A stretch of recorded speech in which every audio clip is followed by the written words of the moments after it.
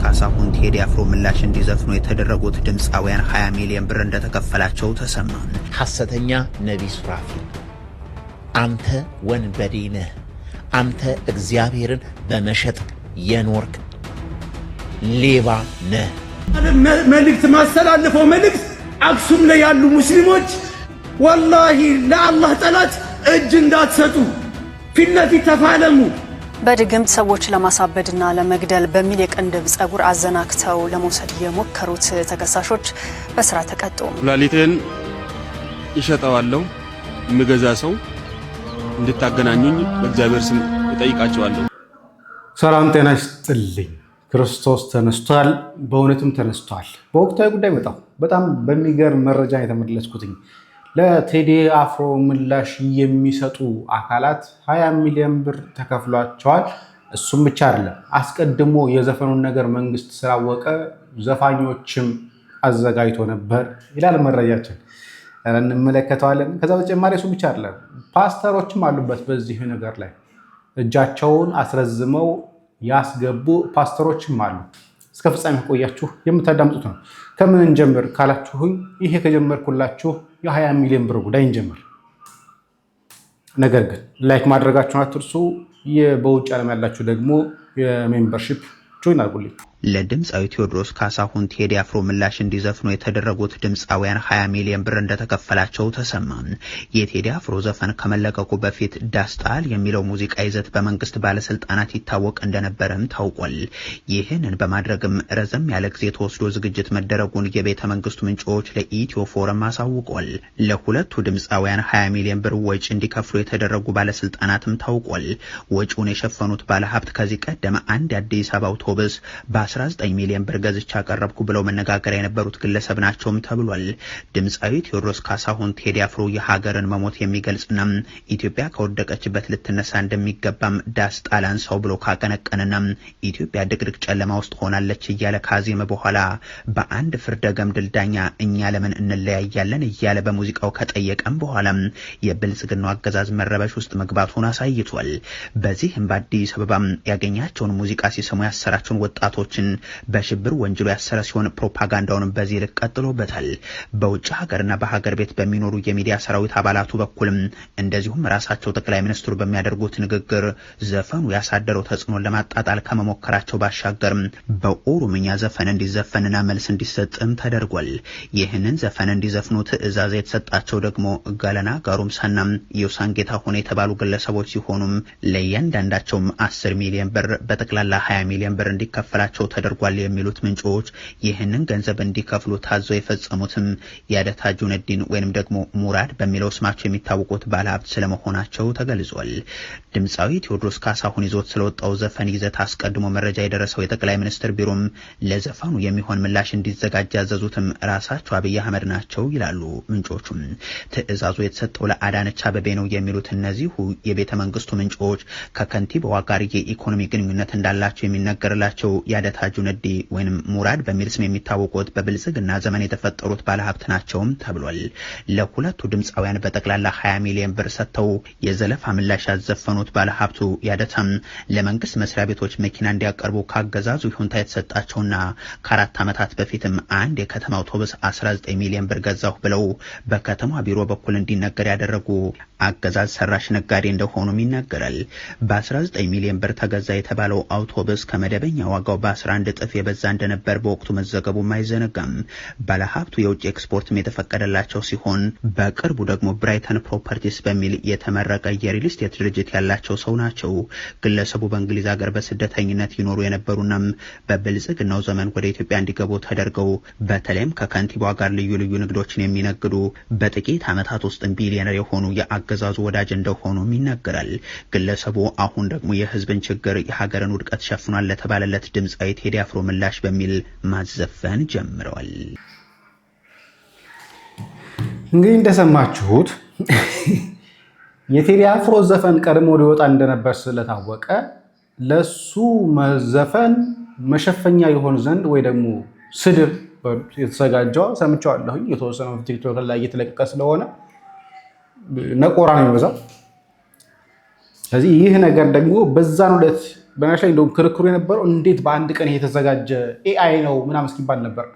ኦኬ አሁን በተነገረ መረጃ ደግሞ ከሆነ ደግሞ ይህ ዘፈን አስቀድሞ ምክንያቱም ታስታውሱ ከሆነ ቴዲ አፍሮ ውል አፈረሰ ተብሎ ፌስቡክ ላይ በጣም ሲሰራጭ ነበር ውል ፈረሰበት። ውል ያፈረሰችው ደግሞ ምናቃት የራይድ ሹፌር ባለቤቷ እሷ ደግሞ ከመንግስት ጋር እጅና ጓንት ስለሆነች አስቀድማ አፍርሳ ነው የሚል ነገር ነው ያለው። የሆነ ሆኖ ግን መንግስት በአንድም በሌላም ይሄ መረጃ ስለደረሰው 20 ሚሊዮን ብር አስከፍሎ የመልስ ምት አዘጋጀ አለ። 20 ሚሊዮን ብር ከተከፈለው ሰው ምንስ ቢያዘጋጅ አይገርመኝም። ወደ መነኩሴው ታሪክ ልመጣ ነው። የመነኩሴው ታሪክ ከመጣት በፊት ግን ባለፈው ታስታውሱ ከሆነ አንድ ቪዲዮ አዘጋጅቼላችሁ ነበር ካላያችሁት፣ በተለይ የአክሱም የቁልቢ ጉዳይ ላይ ይህ እንደምትመለከቱት ነው። የሚዲያ ጥሪ ይላል ለቁልቢ ገብርኤል በተመለከተ ቁልቢ ገብርኤል ብር ሊሰባሰብለት ማለት ነው። ይህም ብቻ አይደለም፣ የግድያ ጉዳዮች አሉ። ሁለት መረጃዎች። አንደኛው መረጃ አርሲ ላይ ነው። አርሲ ላይ እንደምትመለከቱት አርሲ ላይ እንደቀጠለ ነው ይላል። ዛሬ ማታ ትናንትና ማታ ማለት ነው አርሲ ሮቤ ወረዳ አሪአ እግዚአብሔር ቤተክርስቲያን ሙሌ ፍስሐ የሚባል ሰውን ጨምሮ 3 ሰዎች ተገድለዋል። ቤተክርስቲያን አገልጋይ የሆኑት መምህር መሊሁን ገለቱን ጨምሮ ሌሎች 3 ሰዎች ደግሞ ታግተው ተወስደዋል። የሙሌ ፍስሐ ቀብር በሮቤ ቅድስት ማርያም ቤተክርስቲያን ይፈጸማል። ይህም ደግሞ በቅዱስ እግዚአብሔር ቤተክርስቲያን መቅበር ስላልቻለን ነው ይላል። ይሄ ፋሲልን ያለም የዘገበው ነው። እሱም ብቻ አይደለም። ይህ ወንድማችን ዲያቆን ዮርዳኖስ አበበ አሁን ከደቂቃዎች በፊት ፌስቡክ ላይ ጽፈው ነው። ወንድማችን ሆይ በጎዳና የፈሰሰ ደምህ ከሰማዕታት ደም ቆጥሮ ቸሩ መድኃኔዓለም መንግስቱ ያስብ። አምላክ ቅዱስ ፕሮፋይል ቤተሰቡን ሁሉ መጽናናትን እንዲሰጥልን እንመኛለን ብሏል። ዲያቆን ዮርዳኖስ አበበ የለቀቀው ነው። አሁን ቴሌግራም ላይ ፖስት አድርጌው እናንተ እያነበኩላችሁ ያሉት ይሄ ሁሉ ሞት ነው። ይሄ ብቻ አይደለም። እኚህ መነኩሴ እያሉ ያሉትን ደግሞ ስሙ። ይሸጠዋለሁ የምገዛ ሰው እንድታገናኙኝ በእግዚአብሔር ስም እጠይቃቸዋለሁ። ሰላም እግዚአብሔር ይብዛላችሁ። በሀገር ውጭም በሀገር ውስጥ የምትገኙ ክርስቲያናውያን እኔ የምገኘው መቱ ፈለገ ሕይወት ቅድስት ኪዳነ ምሕረት አንድነት ገዳም ውስጥ ነው። እቺ ገዳም ከተመሰረተች ወዲህ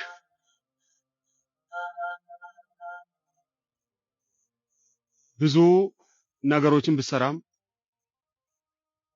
ብዙ ነገሮችን ብታከናውንም እስከዛሬ አባቶች የሚኖሩባት አባቶች የሚያርፉባት ቤት በዚህ ክረምት ሊወርቅም ስለደረሰ መሰረተ ልማት የሚባሉ አንድም ነገር ስለሌለ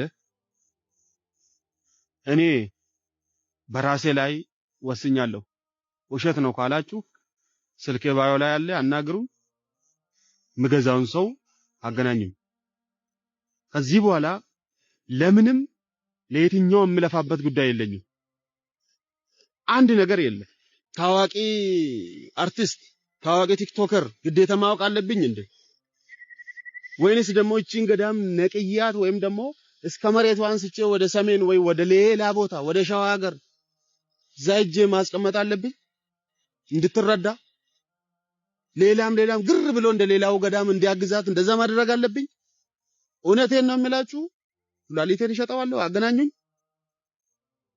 ምንም ገንዘብም ንብረትም ሌላ ያፈራሁት ሌላ ሀብት የለኝም። ያለኝ ሀብት እቺ ብቻ ናት።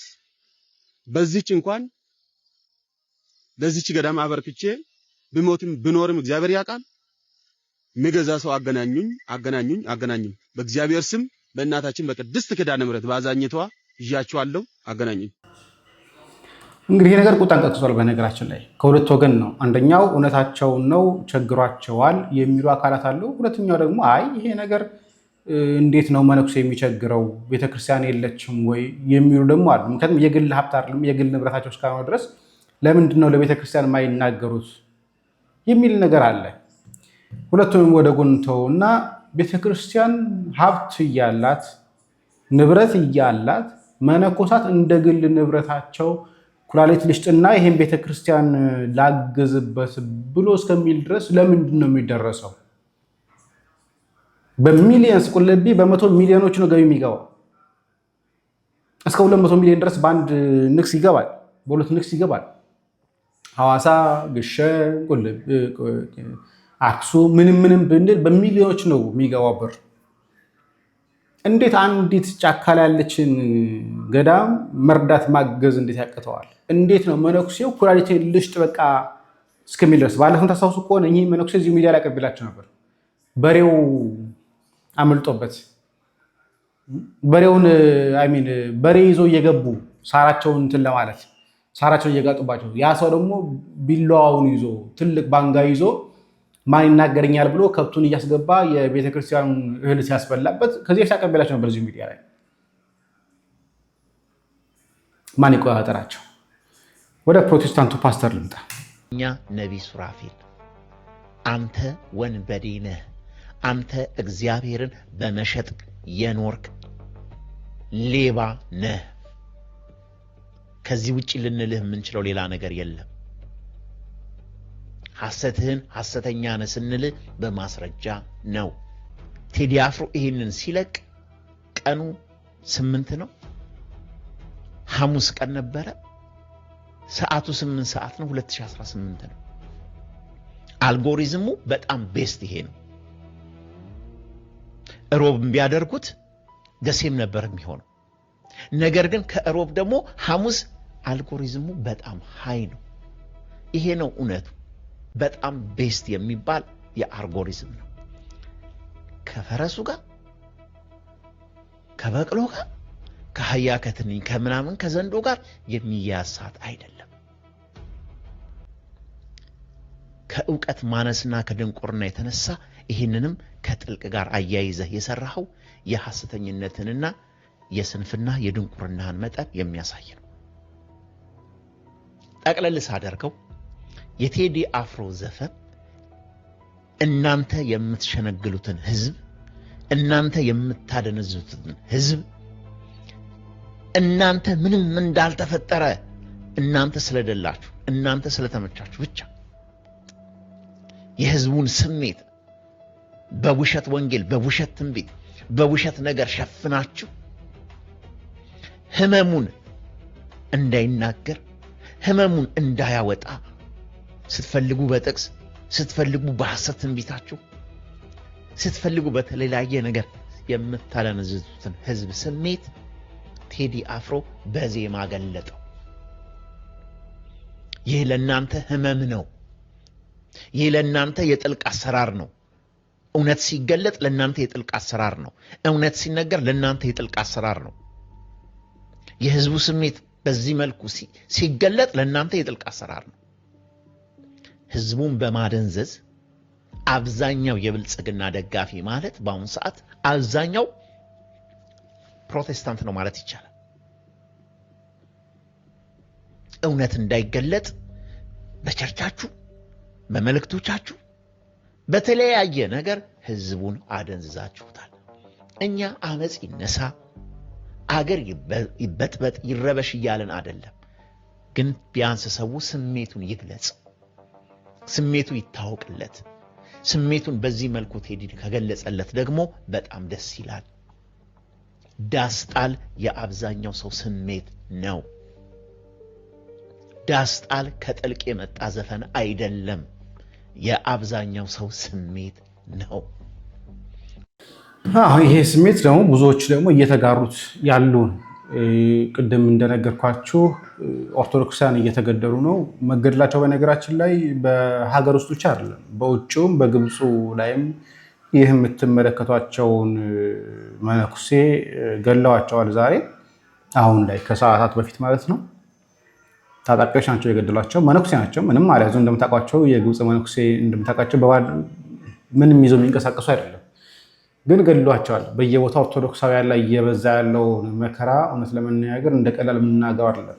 ሀገር ውስጥም በውጭም ጭምር እየተገደሉ ስለሆነ ታዲያ እነኚህ ሰዎች ምን አይነት የጂሃድ ሀሳብ ያውጃሉ የሚለውን ነገር በራሳቸው አንደበት ላሰማችሁ። ሰላም እንደምናችሁ። እስኪ ይሄንን አሸባሪ አንድ የሚለውን ነገር ሰምተን እንመለስ። መልእክት ማስተላልፈው መልእክት አክሱም ላይ ያሉ ሙስሊሞች ወላሂ ለአላህ ጠላት እጅ እንዳትሰጡ፣ ፊት ለፊት ተፋለሙ። የፈለገ ነገር ይምጣ፣ መጨረሻው ሞት ነው። ሌላ ሊመጣ የሚችል ነገር የለም። የፈለገ ይታጠቅ። የአላህ ቃል ነው፣ የአላህ ቃል ነው፣ የኔ ቃል አይደለም። አላህ ቆሻሻ ናችሁ ብሎ መግለጻቸውን እኮ ስላልነገርናቸው እኮ ኢነመል ሙሽሪኩነ ነጀሱ ተወደዱ ጠሉ እነዚህ ካዲያኖች ቆሻሻዎች ናቸው ነጃሳዎች ናቸው ውጫቸው ውስጣቸው እንግዲህ ከዚህ ቪዲዮ እንደተመለከታችሁት ይህ የእስላም ኡስታዝ በግልጽ በአክሱም ክርስቲያኖች ላይ ጂሃድ ካላወጅኩ እያለ ይገኛል። ይህ ኡስታዝ በእርግጥ የተናገረው ከራሱ ሳይሆን የእስልምና አስተምሮ መሆኑን እስኪ እሱ ባያስቀምጠውም እኛ በማስረጃ አንድ ባንድ እንመልከታቸው። ይህ ኡስታዝ የሚተዳደርበት ቁርአን ከአማርኛ ትርጉሙ ጋር እንደዚህ ተቀምጧል። ገጽ 1122 ላይ የአላህ መልእክተኛ ቡሃሪ በዘገቡት ሐዲስ አነስ ኢብኑ ማሊክ እንዳስተላለፉት እንዲህ ብለዋል። ሰዎች ከአላህ በስተቀር አምልኮ የሚገባው አምላክ የለም እስከሚሉ እኛ የምንሰግደውን አይነት ሶላት እስኪሰግዱ እኛ ፊታችንን ወደምናዞርበት እስኪያዞሩ እኛ እንደምናርደው እስከሚያርዱ ድረስ እንድጋደላቸው ታዝዣለሁ። ይህን ከፈጸሙ ደማቸውና ንብረታቸው በእኛ ዘንድ የተጠበቀ ነው ብሎ ይናገራል።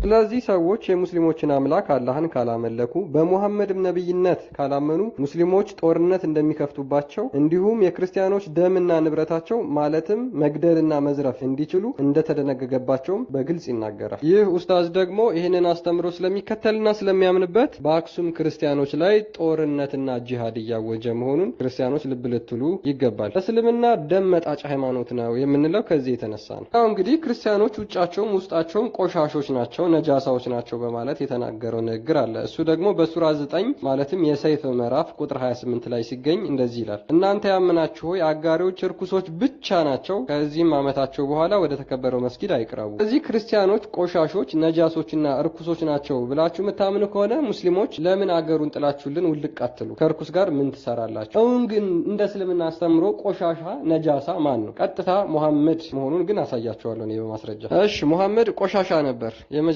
ማስረጃ ሱናን አናሳኢ 327 ላይ it was narrated that Abu Sa'id al-Khudri said Abu Sa'id al-Khudri እንደተናገረው እንደዚህ ተተርኳል። it was said O messenger of Allah you perform wudu from the well into which the body of the dogs menstrual rags and garbage are thrown የአላህ መልእክተኛ ሆይ አንተ የሞቱ ውሾች በሚጣልበት የወር አበባ ጨርቅ በሚወረወርበት እንዲሁም ደግሞ ቆሻሾች በሚጣሉበት ውሃ ትታጠባለህን ብለው ጠየቁት። he said water is pure and it is not made impure by anything እሱ ምን አላቸው? ውሃ ንጹህ ነው በምንም ነገር አይቆሽሽም ብሎ መለሰላቸው። ስለዚህ ሙሐመድ የሞቱ ውሾች የወር አበባ ጨርቅ እንዲሁም እንግዲህ ወንድማችን እንዳነሳው ያኛ ዋሃቢያ ደግሞ እንደተናገረው እኛ ስላልነገርናቸው ነው ቆሻሾች እንደሆኑ በአላህ ዘንድ የተጠሉ እንደሆነ ስላልነገርናቸው ነው ይላል።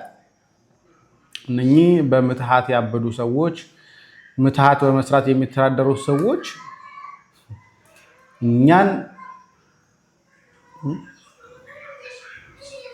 ያስቃል። እስቲ ይሄን ሰው በድግምት ሰዎች ለማሳበድና ለመግደል በሚል የቅንድብ ጸጉር አዘናክተው ለመውሰድ የሞከሩት ተከሳሾች በስራ ተቀጡ። በምስራቅ ሐረርጌ ዞን በደኑ ወረዳ ራሬ ቀበሌ ውስጥ በድግምትና ጥንቆላ የሰው ሕይወት ላይ አደጋ ለማድረስ የተስማሙ ሁለት ግለሰቦች ድርጊታቸው ተጋልጦ በስርዓት መቀጣታቸውን ፖሊስ አስታውቋል። የምስራቅ ሐረርጌ ዞን ፖሊስ ዋና መምሪያ ኮሚኒኬሽን ጽህፈት ቤት ኃላፊ ምክትል ኢንስፔክተር ካስያ አበበ ለብስራት ራዲዮ እንደገለጹ ተከሳሽ ኦሊያ ሱፊና ኡስማን መሐመድ የተባሉ ግለሰቦች በሁለት ሰዎች ላይ በድግምትና ጥንቆላ ህይወታቸው ላይ አደጋ ለማድረስ በገንዘብ ተስማምተው እንደነበር ገልጸዋል። ይሁንና ድርጊታቸው በመጋለጡ በቁጥጥር ስር ውለዋል። አንደኛ ተከሳሽ ኦሊያ ሱፊ የድግምትና ጥንቆላ መድኃኒት ቀማሚ ሲሆን ሁለተኛ ተከሳሽ ኡስማን መሐመድ የድግምትና ጥንቆላ መድኃኒት አሰሪ ሆነው በገንዘብ ዋጋ ተስማምተው ድርጊቱ ለመፈጸም ሲሞክሩ ተደርሶባቸው በቁጥጥር ስር ውለዋል።